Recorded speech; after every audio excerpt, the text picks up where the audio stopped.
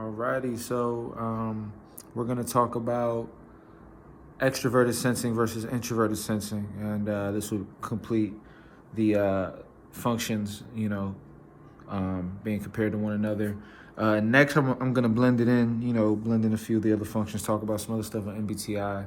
But in the meantime, so extroverted sensing is a function that is paying attention to the external environment, what it could taste, touch, hear, feel, all of those type of things.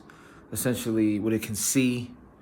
These are all things that apply to the five senses. That's how they interact with the world. That means they're very visually focused, very externally focused. The energy is going outside. The attention is being put on the physical things. And it's keeping note of that. It's very much an experiencing function. It wants to experience, it wants to be a part of the environment, and it notices the detail. It's paired with introverted intuition, so it has the ability to notice things that stand out, things that look good, certain pieces that represent something important, value. They're very much able to be aware and notice and pick up on things in the environment. It also comes with a level of force, because think about it. Imagine when your energy is channeled, focused outward. Think about the amount of force you can create in the outer environment. They're naturally pulled and drawn toward environments where they can expend energy. A lot of these types with extroverted sensing might like to work out, might like physical hobbies, or a lot of them do physical labor or work. They're good with their hands. They're good with, doing things that might require like strength.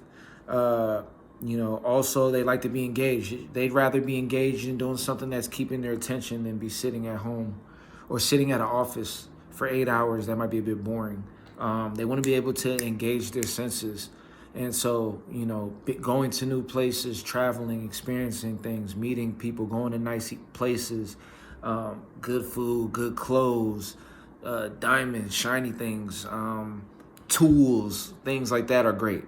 Now, introverted sensing has that sensory component as well. It's also keeping note and paying attention to a lot of things in the sensory environment. But the thing about introverted sensing is it's moving at a much slower pace.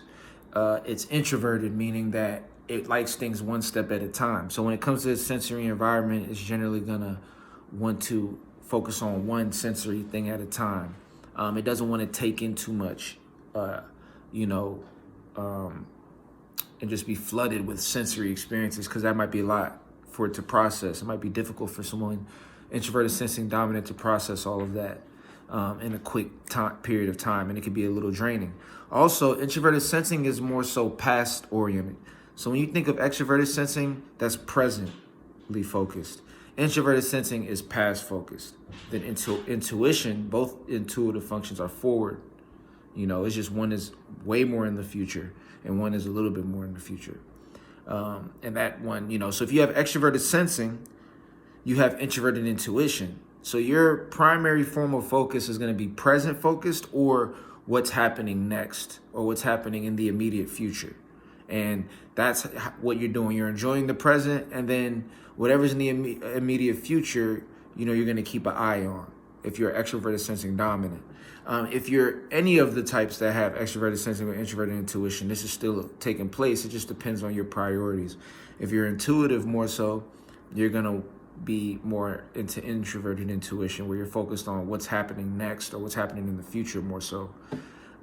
As an extroverted sensor, if that's what your dominant function, you're gonna be very much in the present and presently focused and trying to maximize on what you can today.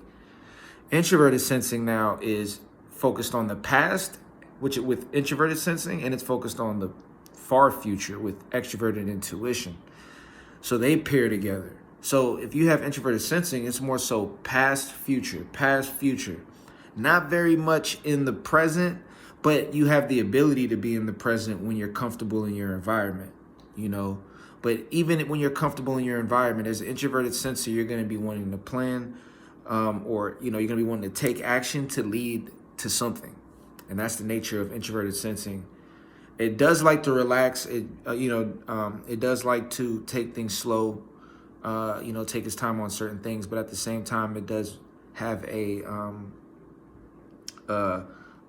focus on the past. Also, if you have introverted sensing, you can remember the past very well.